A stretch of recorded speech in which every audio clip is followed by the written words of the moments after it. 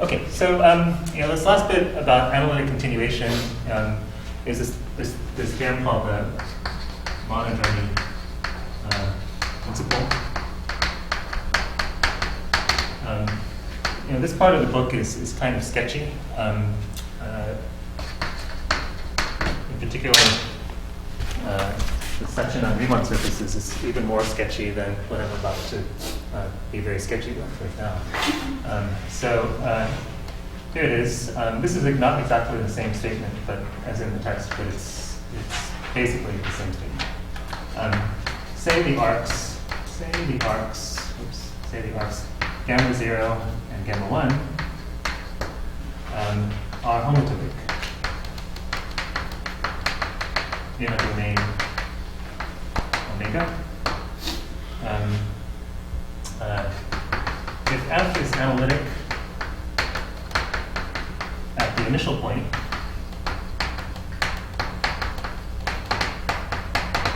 so homotopic in the sense that you have a map from, so you have these two arcs, and you have these two arcs, gamma 0 and gamma 1, and there's a way of deforming one into the other while preserving the endpoints. Okay, so that kind of homotopy. Okay. If F is analytic at the initial point, and can be continued along all arcs in omega to the terminal point,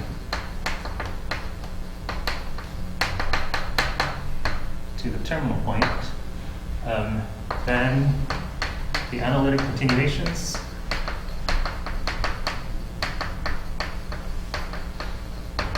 along gamma 1 and gamma 2. And remember, we showed that those things were basically unique. Lead to the same germ at the terminal point. Okay. In particular, the function element that you get at the end, when you evaluate it at the terminal point, it's going to have the same value. Okay, right? You do these analytic continuations along one path and along the other path. At the end of it, right? You have these guys. At the end of it, you have function elements that you obtained by traveling along this path and traveling along this path. But you can evaluate the function element at that point, and you get the same value. Okay. So this is basically when do you get a single value function, right? When do you get a single value function? Well, as long as your paths are homotopic to each other, and the function can be continued along all arcs between those 2 points. Okay. So in the book, they say something a little bit more specific, or less general. If your domain is simply connected, right? If your domain is simply connected, and you have this unrestricted continuation between every pair of points, okay, then the global analytic function that you get is single valued. Okay, so that's just a consequence of this one. Okay. Is that fair? Right? Because if you're simply connected, then all paths are going to be homotopic to each other, right? And if you have unrestricted continuation, certainly you have a continuation between the endpoints of any two paths with the same endpoints. Right. So this answers the question, or it answers to some degree the question. When you do analytic continuation, do you end up with a single value function? Okay. So the proof is this, right? You say, well, look, we know there exists a homotopy H from the unit interval across the unit interval to the domain such that H0t is gamma 0. Right. So right. On the left hand side of the unit square, you have gamma 0. Right. This maps to gamma 0. On the right hand side, you get gamma 1, and along the bottom, you get the initial point, and along the top, you get the terminal point. Right? So the terminal point, right? You get these right? You get these paths, right? Which we'll denote. Let gamma sub s t be defined as h of st. Right. So gamma, if this is s, then the gamma st is the image. The curve gamma sub s is the image of that vertical line at time s, right? And you have this way of deforming gamma 0 to gamma 1 in a continuous way. Okay. Right. So these are the intermediate curves.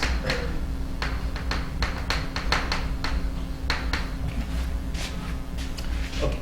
So we want to show that that we end up with the same value at the endpoints, at the opposite endpoint.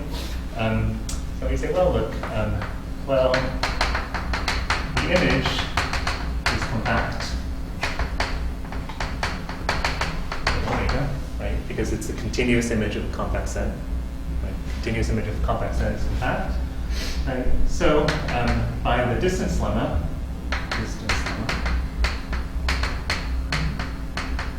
there exists some positive rho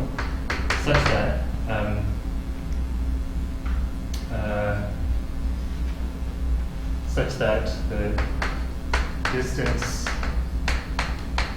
of h I plus I to the boundary of omega is bigger than 1.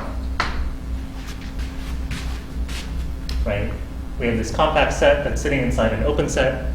We know that by the distance lemma that there's some positive distance, there's some minimal distance, right, between the image. So every point in here is at least distance rho from the boundary, right? That was the distance lemma. So for each s,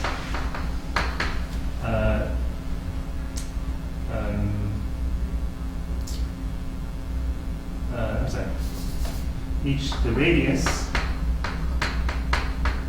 of each function element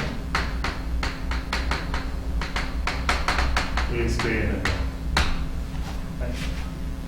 So at each point, right, along every curve, you're going to take function elements. So you take analytic continuations along every path, along gamma 0, gamma s as s0 ranges from 0 to 1. Okay? Right? And you know that since the distance is from here to the boundary is rho, you know that you can take rho as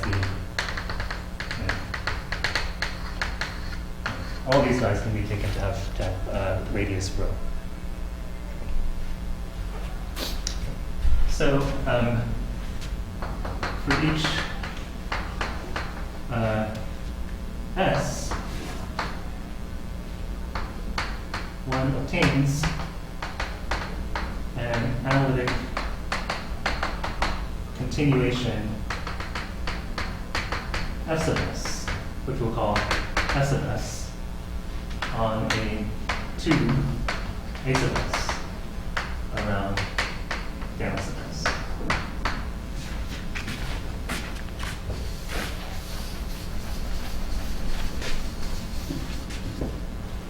Right.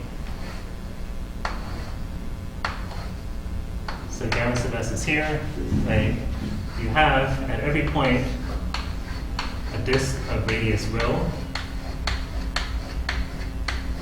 Right? And so you can make a tube of, make some sort of tube, some sort of fattening of gamma s. Okay, and I think we're going to call it a sub s, the tube. The rho tube. Yeah. Can you explain the radius of each element being greater than the rho? Yeah. Well, the radius of convergence so at each point you're going to get a power series, right? Well, what's the radius of convergence of that power series? It will be the distance to the function is analytic on omega. So the radius of convergence is at least the distance to the boundary, but the distance to the boundary is bigger than rho. So you can take each of the radii of convergence to be rho. They're at least rho. So we're just going to take them all to be equal to rho.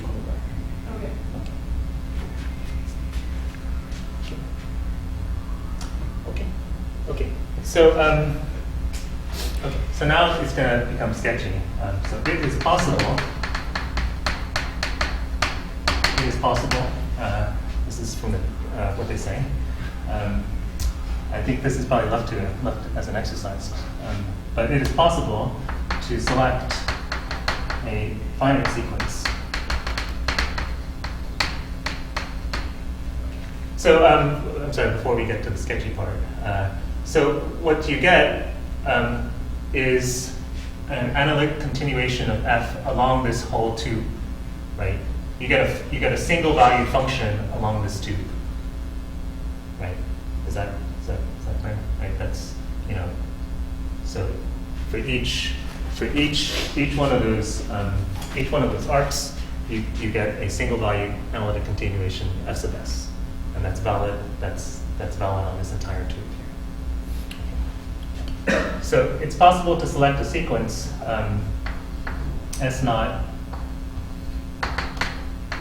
S1, Sn, so that each gamma sub S sub k minus 1 is contained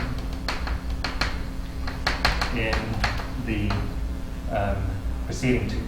I'm sorry. Gamma sub S sub k is contained in the preceding A sub S sub k minus 1. Okay.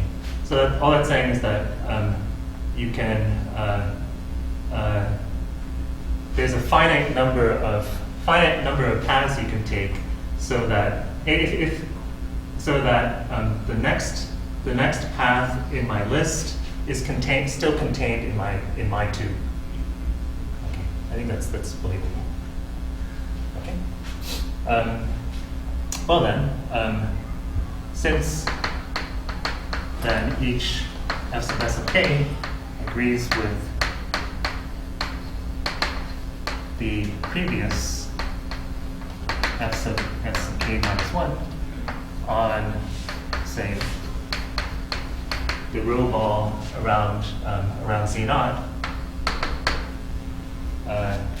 they must agree on they agree on the whole, on the overlap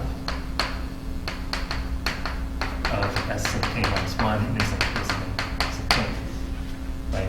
But then they agree, and thus at Z1.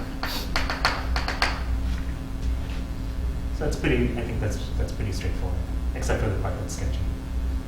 Right? That would just be some epsilon delta argument involving uniform continuity. Okay. Is this making sense?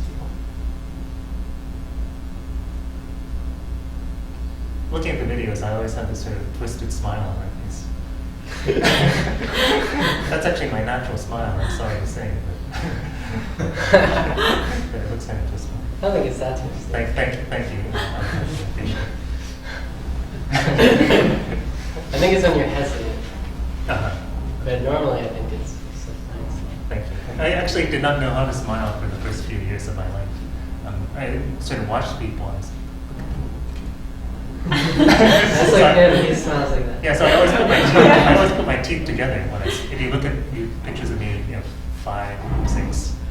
It doesn't really clear to me how to smile. Do you want me to put these pictures in now that you've told that story? No.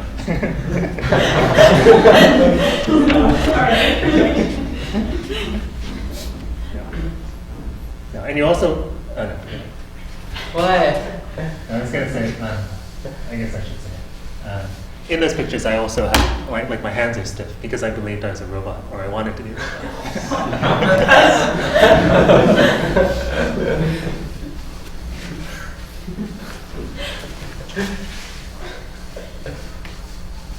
Yeah, or several things.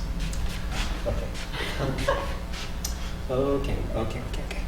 So, the section on Riemann surfaces is frankly very, very sketchy, even more sketchy than what we just said. And I think basically what we said earlier in the term about Riemann surfaces is just as clear or even clearer than what is in the text. So I'm not sure how much I want to say about it. But I do want to give you sort of a sense of how you actually do it. So so let me just give you a little bit of a sense of how one creates a surface. Okay, like what is the surface in the Riemann surface? Okay, so so this part, it'd be almost impossible to test you on an exam because it's almost like I'm going to write an essay here. Okay, so don't worry. You don't have to be responsible for this. Just get an idea of what the Riemann surface is. Okay. So given a functional element on U, U centered at some point P. Okay. So you have some U, you have some point P, you have some function defined on U, right? Then you get a global analytic function out of this, right? How do you get the global analytic function? You take all curves, right? You take all curves coming from P, and you take analytic continuations along them, right? You take all the analytic continuations along them, right? So one, given this, one obtains a global analytic function, which is exactly the set of all function elements obtained via analytic continuation along curves from P. Right? So basically you get all these power series, right? So at every, along these curves you get, you have some function specified by power series, and and its conversion on some disk, right? And those things are all your function elements, okay? And set of all function elements, blah blah blah. This set can be given the structure of a surface.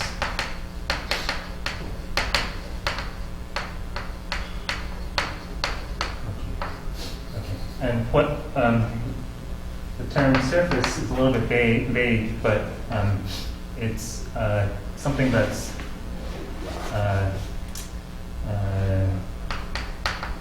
for those of you who know this term, locally homeomorphic to C. Okay, so there's a local map for every point. There's a map on a neighborhood of that point. There's a map that is bijective and continuous in both directions to C. Okay, so it's a one-to-one onto map, and it's continuous in both directions. That's what homeomorphism is. Okay. So for example, this is also what's called a topological manifold, if you notice. Some of you have seen this term before. Okay, so now, so you start off with a function element, and then you get this collection of function elements, right?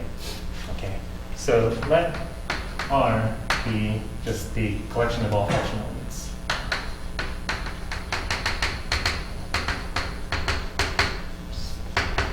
Function elements.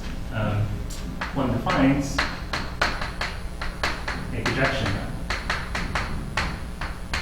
pi from R onto C, just by saying we're going to map, given a function element, right? Here's a collection of function elements. We're going to take the function element and we're going to map it to the center. The center of U. Okay. So every function element gets mapped to the center, and this gives you a map from R onto C. Okay.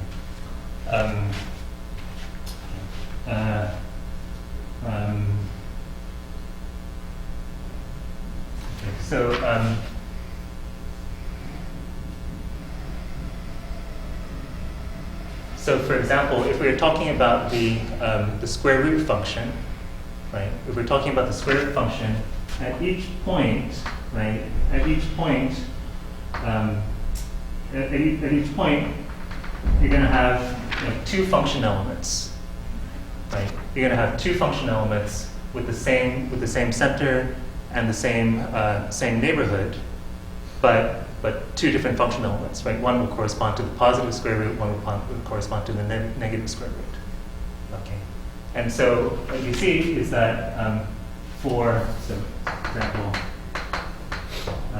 for f being the square root function, pi is a 2-to-1 map. So every point of C excluding the origin, pi is a 2-to-1 map. You've got 2 points you've got two function elements that map down to the same point. Okay, so it's a 2-to-1 map. Okay, so I don't know if this helps, but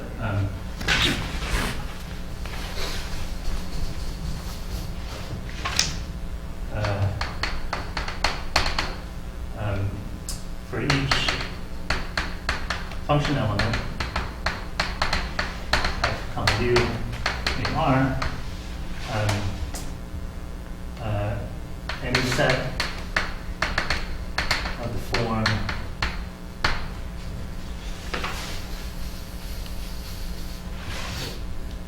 form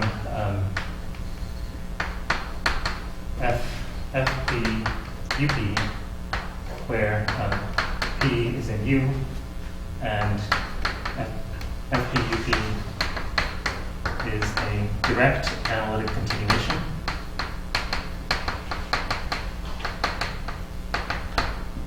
of f comma u, is called a neighborhood of f comma u. So this is how you start to define open sets on the Riemann surface. Okay, so this thing R is going to be the thing that we consider to be a surface, right? And what we have here is there's this thing R, and we have a way of mapping it down. We have a way of mapping it onto the plane, and we see that at least in the example, there's some sort of like two-sheeted covering. R is actually some sort of two-sheeted covering of the complex plane. Okay, excluding that point. Right. Well, you want to have some way of defining. If you want this thing to be, if you want to talk about being homeomorphic to C, you have to have some sense of topology. You have to have some definition of what it means to be an open set. So this is how one defines the open sets. This is how one defines the open sets, and then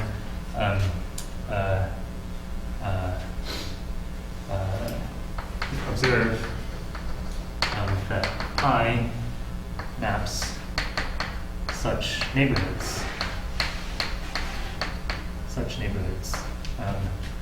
in a 1-to-1 manner onto U. Right. What's a neighborhood? A neighborhood. So you have your function element defined on U, right? for every p inside you, you have some function element that's the direct analytic continuation. Okay. Well, when you look at pi on that collection of functional elements, if you look at pi on that collection of functional elements, it's single valued, right? Because they're all direct analytic continuations, right? So they're going to agree on the overlap. Okay, so you don't have to worry, right? Or even better, I mean, I'm sorry, I don't even have to say that. Pi maps such neighborhoods in a one-to-one manner onto U. Okay. So I'm sorry, I don't have to say it. That's, okay. In any case, this is how you define the topology, and then this basically leads to one can use pi as your local homeomorphism. Okay, and that makes the Riemann, that makes R into a Riemann surface. Okay. Anyway, just to give you a sense, that's of how things actually work out. Okay. That's all I'm going to say. And no questions. No, any questions? You don't have to ask questions. Don't ask.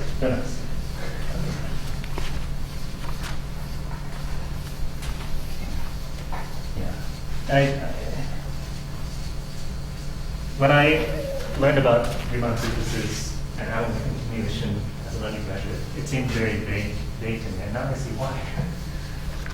To be precise about it, you have to go. It takes it. You can't. It's hard to be precise about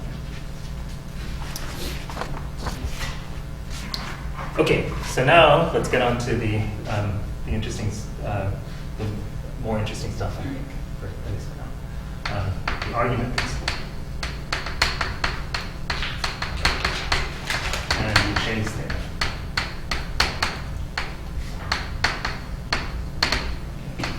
Which I think you would like. Rouché's theorem is about a man and his dog, or maybe a woman and her dog.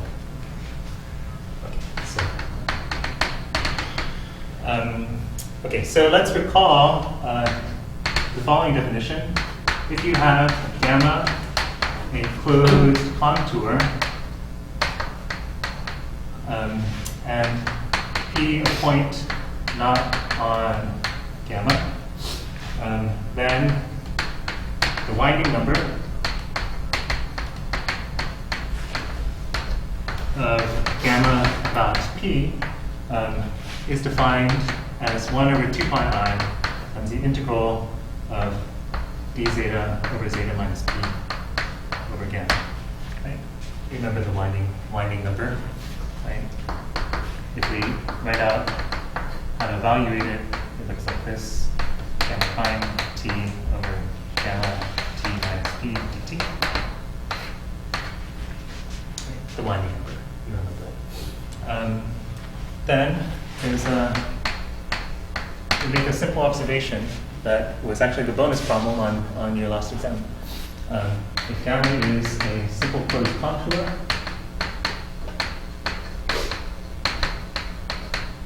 and z naught inside gamma, if f is analytic on and inside gamma, and has 1 and only 1 0 of order n at z naught, then 1 over 2 pi I times the integral of f prime over f equals n.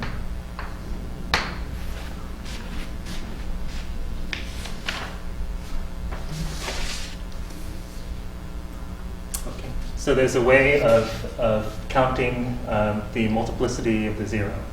Okay? You integrate this thing, and it says, oh, you have a 0 of order n. It says if you have 1 0 there, I can tell you what order it is. Okay, and the proof is, you say, well, look, f, f has a 0 of order n, so you know what it looks like, right? It's going to be z minus z naught to the n times phi of z, where phi is analytic and non-zero in a neighborhood B of z naught. Right? So then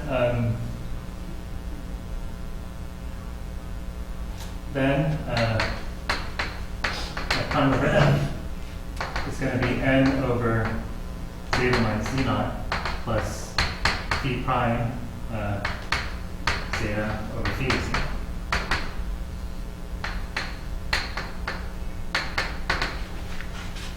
Right? If you differentiate, right? If you differentiate and then divide, then this is what you get. Right? Okay. And so what you see is that then if we take the integral of f prime over f, we can, what can we do? Well, we'll deform it to the neighborhood B. Right.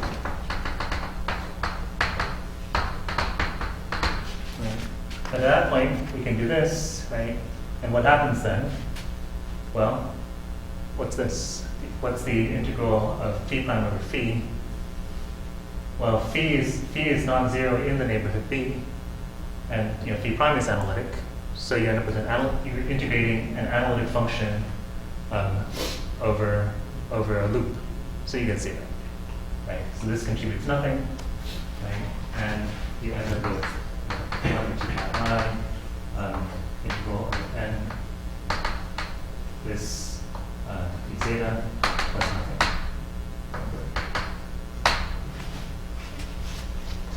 Right? And so you see that that's not.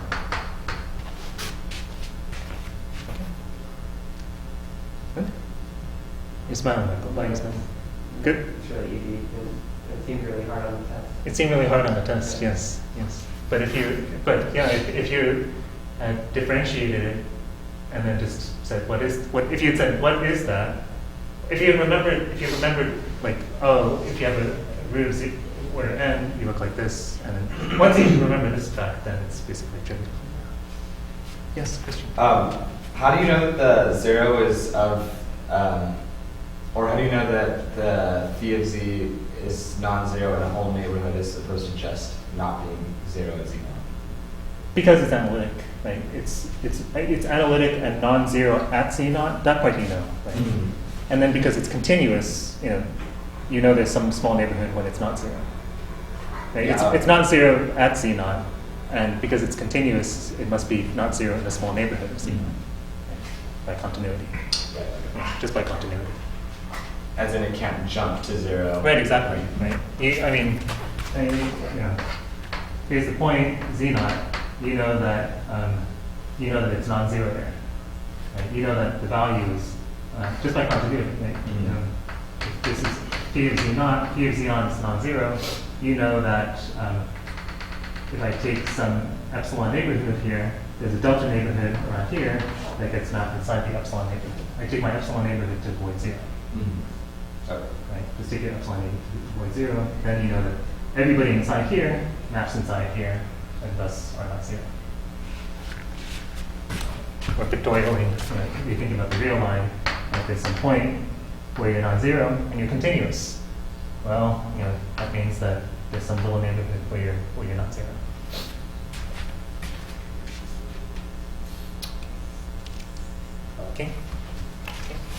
Okay. So there's this lemma. Sorry it was easy. And you can extend it to the case of multiple zeros, right? If there are multiple zeros in there, then just extended Cauchy-Grosset, right, allows you to say, right, if you have z1 through zk are zeros within gamma of orders n1 through nk, then you know what's going to happen, right? This integral is just going to, right? This integral will be the sum of integrals over circles around each one, right? And so you're just going to pick up all the orders and get the sum of the multiplicities, right? Just by Cauchy's formula.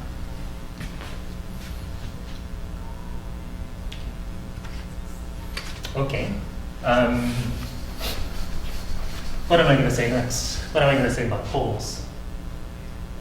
They're simple. Poles are simple? All poles are simple? Some of them. Do you mean simple in the mathematical sense, or do you mean simple As in a the fun. vernacular sense? Is it fun? Okay. Sorry. Okay.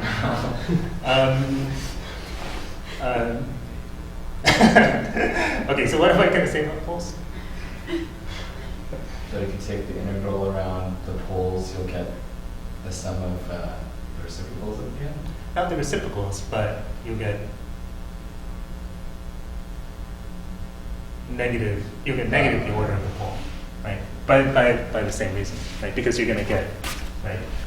What does it mean to be a pole of order n? It means that you're this O with a negative sign here, right? So what's going to happen? You're going to pick up negative n. So putting that all together gives you this thing. Putting that all together gives you this thing. The simple. So similarly, for poles, thus altogether, if you have a simple closed contour, F analytic and non-vanishing on gamma. If F is Holomorphic in psi gamma, then this integral equals the sum of the zeros, the sum of the multiplicities of the zeros, minus the sum of the multiplicities of the poles. Orders zeros, orders poles.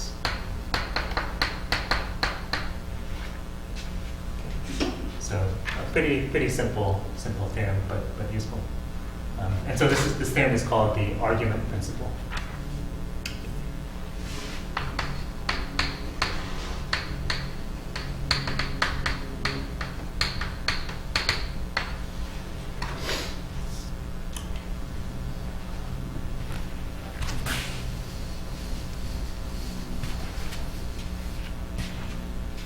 Okay.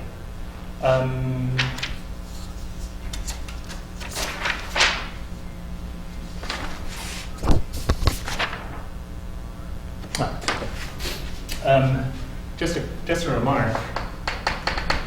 Notice that if we think about 1 over 2 pi I f prime over f gamma integrated over gamma, if we write that out, right, that's going to be the integral from a to b of f prime gamma of t, gamma prime t over f of gamma of t dt. Right? That's what you do to evaluate it, of course. And, which is f composed with gamma prime t over f composed with gamma t minus 0 dt. I'm just rewriting it. So what is this? This is actually the winding number, right? That thing that we're looking at is actually has a geometric interpretation. It's a winding number composition, F composed with gamma, around 0.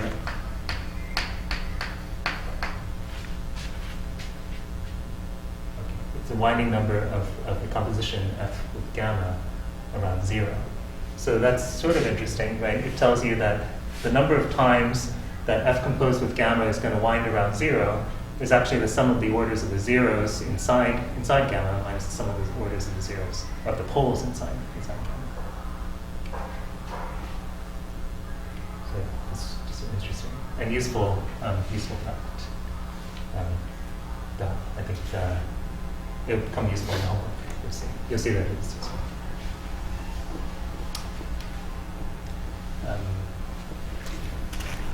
Just to give you an interpretation of what this mysterious integral that counts all the poles and zeros is geometrically. Okay.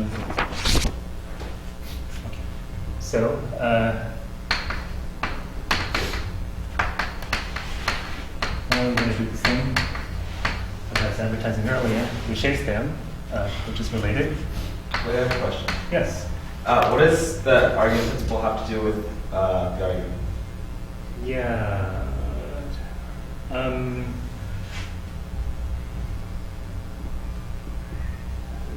not sure. Let me think about it. I mean, I guess you could say it has to do with the winding number, right, which has to do with the argument, right, the number of times. Let me think about that. I'm actually not sure. Okay. Rouché's theorem, say that F and G are analytic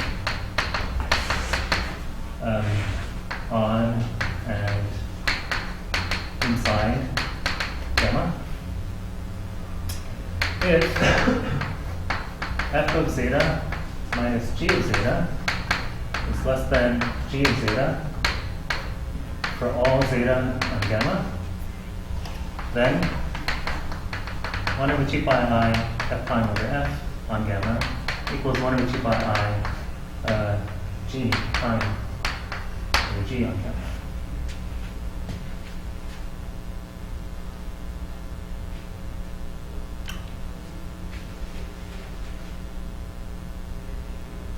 So this is Rouché's theorem. The interpretation that's given in one book, I think the book of Green and Krantz, is that, let's see, who is the dog? F is the dog. F is the dog. G is the man. Or the woman. G is the human. Okay. So, and they're, this is the number of times that they're walking around the tree in the middle. Right? There's a tree in the middle. They're walking around, and it's counting how many times does the man go around the tree, and how many times does the dog go around the tree. Okay. And what this is saying is that the distance of the dog to the man is smaller than the distance of the man to the tree. Right. So the distance of the man to the tree, right? The dog never travels farther than the distance of the tree from the man. Right? And if the man goes around n times, then the dog has to go around n times as well. So maybe is that the end of the proof? No, let's prove it more about that.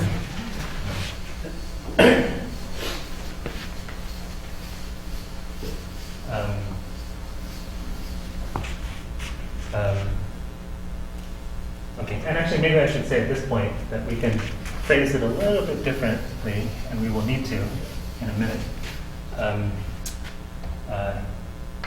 Remark. If we let F be F minus G, okay, then what this says is if F of zeta is smaller than G of zeta, then the integral of F plus G prime over F plus G equals the integral of G prime over G. Right. So just slightly different phrasing. Right? If you have two functions and one is bigger than the other, then you can make this sort of conclusion.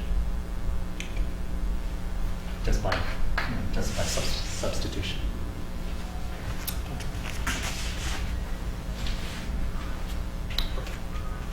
Yeah, Michael. So then, basically, what this is doing is, as they're, I guess, continuing with the metaphor, as they're walking around the tree, like, the rate at which they're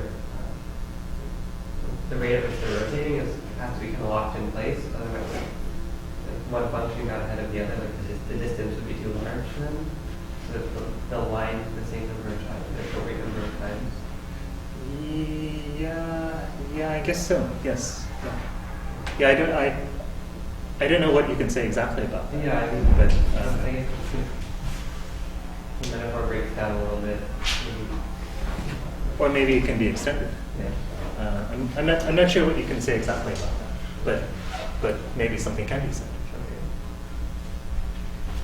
Yeah.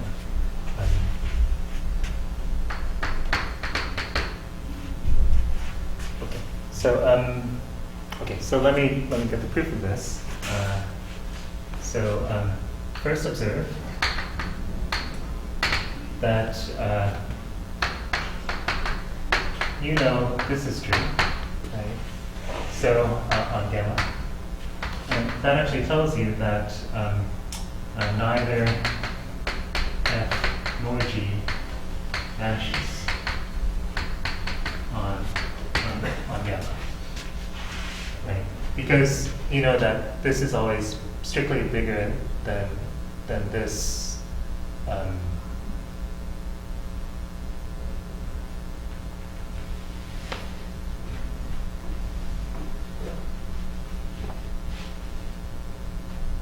Yeah.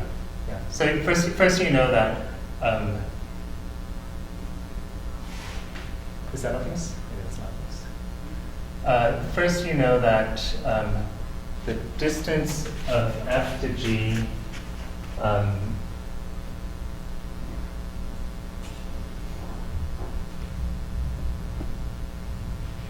right. So f cannot be 0, right? F cannot be 0 because the distance of f to g has to be, if you had f equal to 0, then you'd be saying that the absolute value of g is less than the absolute value of g. So that's impossible. Okay. So you know that f cannot be 0. And then, I think, you know that g is bigger than, why do you know that g is bigger than 0?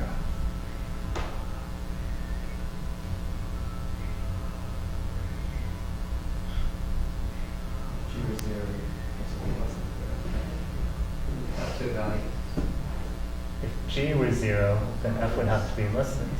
Yeah, okay, so that's impossible. Okay, great, thank you. Who said it? Was it home? Okay, thank you. Okay. So neither of them vanish, so these integrals are defined.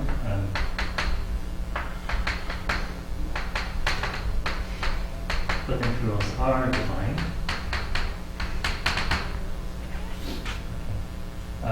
And then the second observation is that if we consider t f zeta plus 1 minus t g of zeta, that's never 0 for all zeta and gamma, and for all t in 0, 1.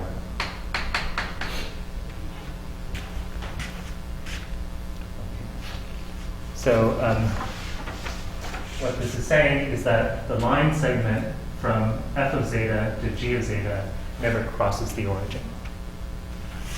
The line segment from f of zeta to g of zeta never crosses the origin. And maybe that's obvious from thinking about it geometrically. Or you could see it. Why not? If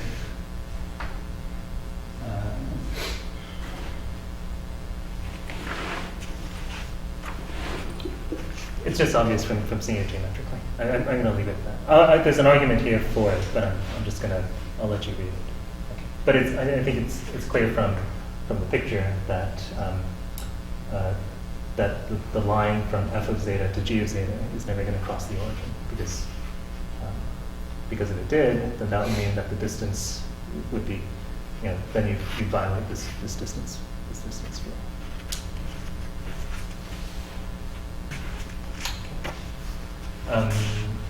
Okay, so define f t zeta as t of f of zeta plus 1 minus t g of zeta,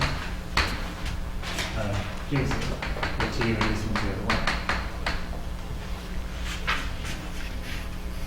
1. Okay, so these things are going to be intermediate functions, right? At time 0, this guy is going to be g, right? And at time 1, it's going to be f. Right? It's a linear interpolation from one to the other one. So, okay. So now, then, consider I of t, which we define to be 1 over 2 pi I,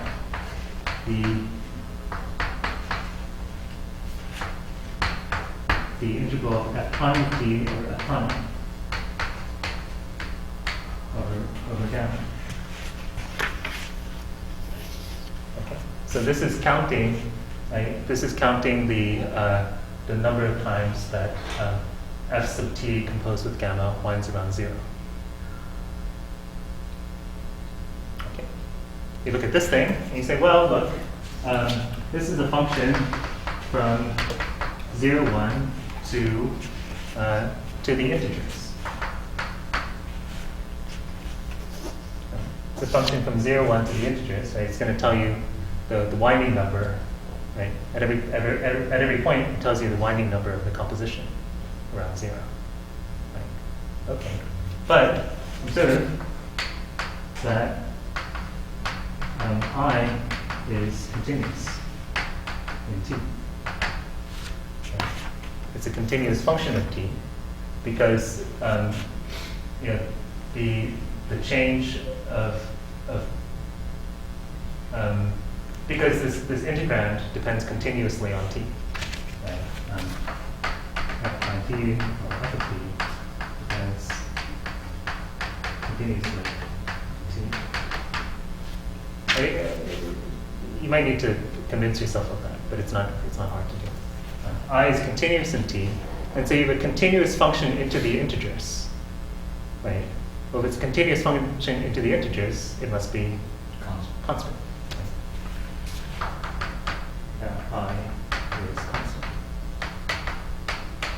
Right? And so that tells you that the winding number for f, equals the winding number for g, and f composed with gamma is g composed with gamma.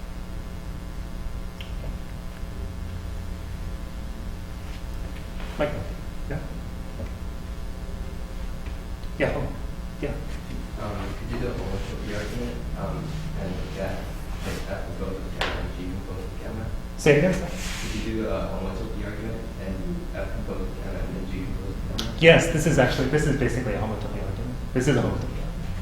Yeah. It's just without saying the word homotopy. Yes. Yeah, that's the homotopy. Yeah.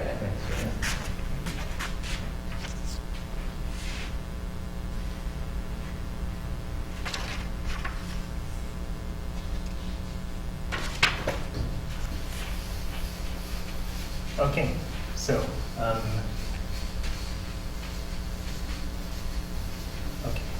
so now at this point we've developed basically two tools. One is the argument principle, counting the poles, multiplicities of the zeros and poles. We've used it, and we have this thing, Rouché's theorem.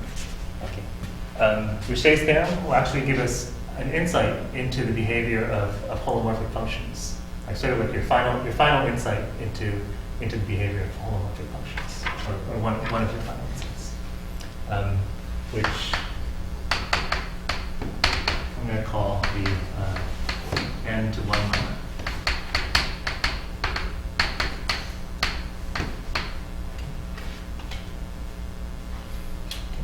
So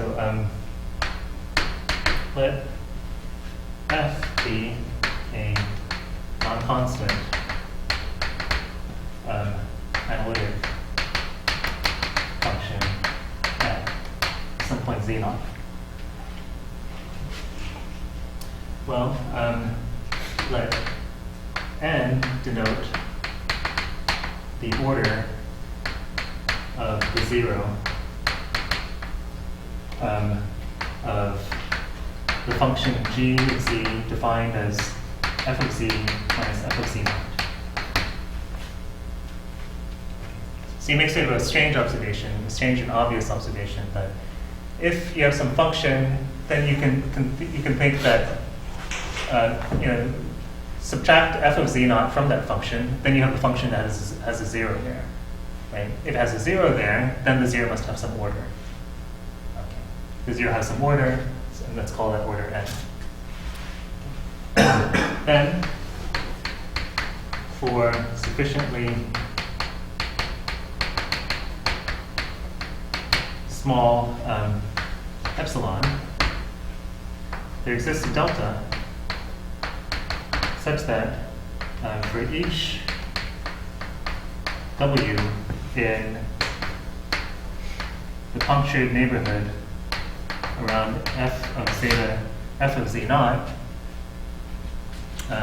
there exist n distinct points in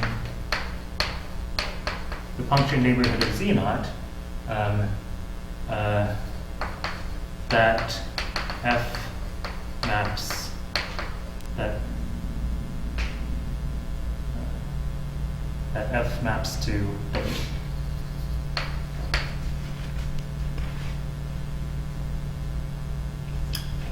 So here is your f of z naught. Here's your z naught. F maps it to f of z naught. And what this says is that for a small enough epsilon neighborhood, there is a neighborhood here so that everybody in here is hit by n guys in here. Okay. Every point in here is hit by n guys in here. Okay. Hit n separate times.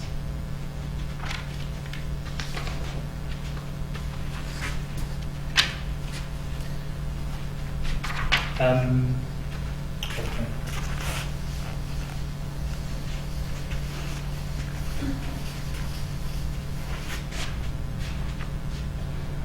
Now, it's not saying that this set is mapped inside here.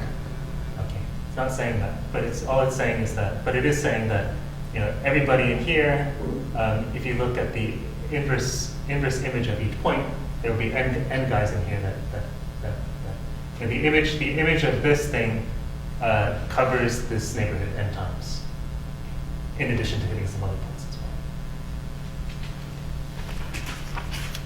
Okay.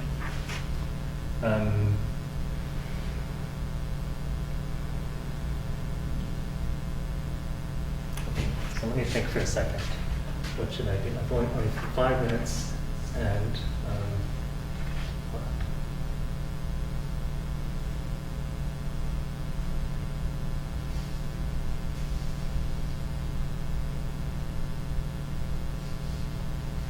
let me show you. Let me show you how this gives you an important. Let me skip the proof. I'll give it at the beginning next time. But let me show you some of the consequences.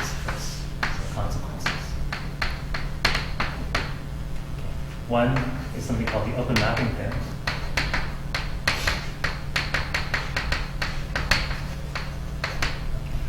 So say f is analytic on an open set U, then either Fu is open or F is constant. Okay. So F either it's constant or it takes this open set to an open set. Okay.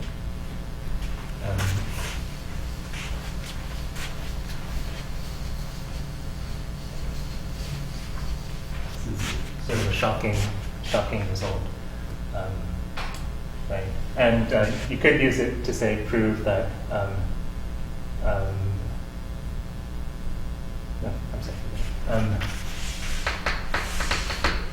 So suppose f is not constant.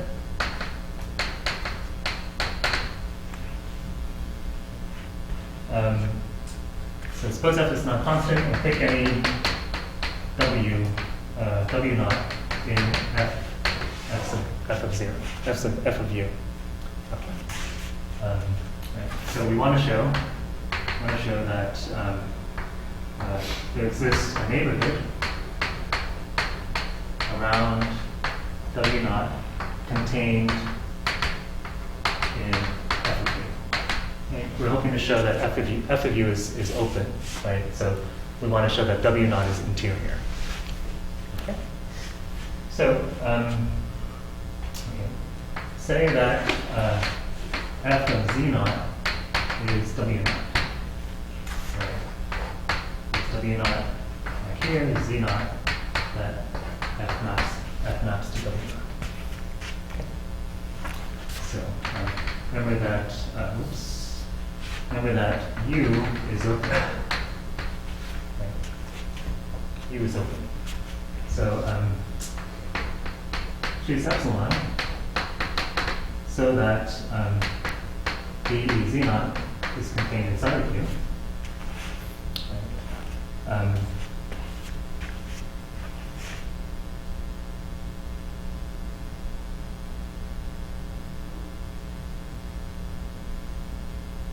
Right?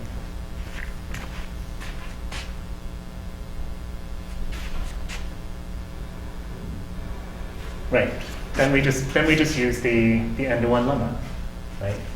You say, well, look, we know that for a small enough epsilon, right?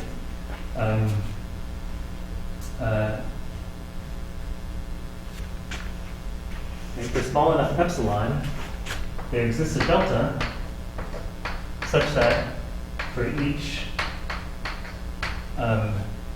w in b delta star f z naught, there exists n points in the epsilon z naught, right, such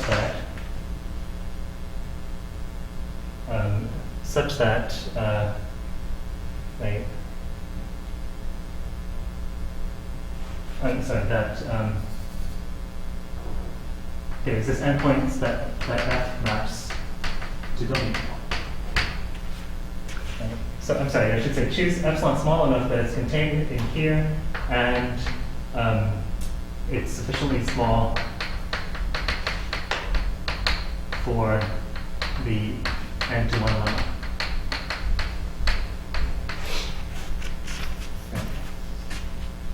The n-to-1 lemma says that if you choose a small enough omega, if you choose a small enough epsilon around z naught, right, then there's a delta. I wrote it backwards here, sorry. If you choose a small enough epsilon around z naught, then there's a corresponding delta around here, so that n distinct points for each point in here, n points in here hit it. Okay, so we just use that, right? Right. Choose epsilon small enough here. Well, then there's going to be some delta neighborhood around here that gets covered. That gets covered by that. If it's covered by that, that means that it's in the image of f. Right. So that is to say that this delta neighborhood is contained in f of u. Right. Which means that the set is open.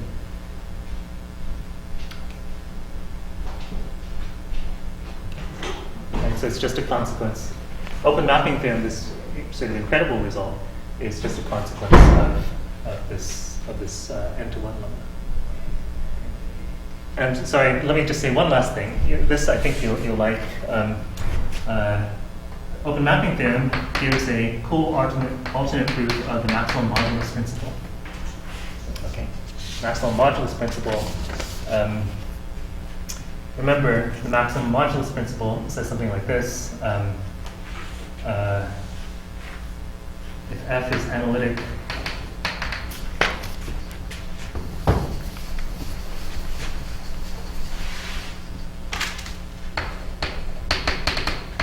f analytic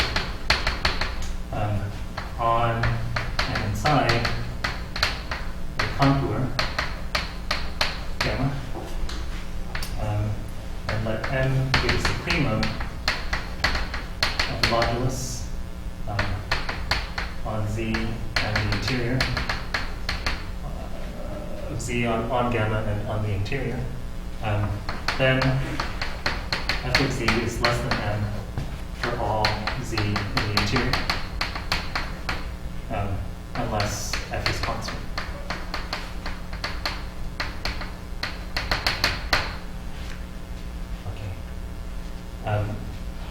So here's the proof of it. Okay, you remember how it was sort of a pain to get the proof of the maximum modulus principle before, but now you actually have a really simple proof. You say, okay, here's gamma, and we have some point z, z naught in the interior. Okay. Well, if it's in the interior, then we can take a ball around it. Right? We can take a ball around it.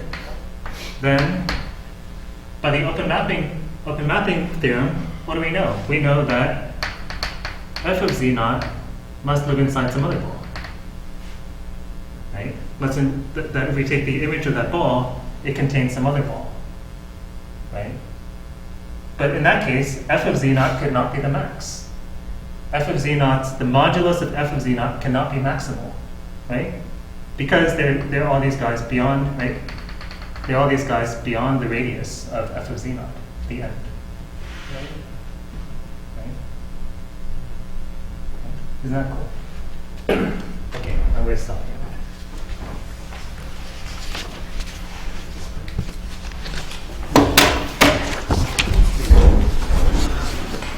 And that was the most important. No.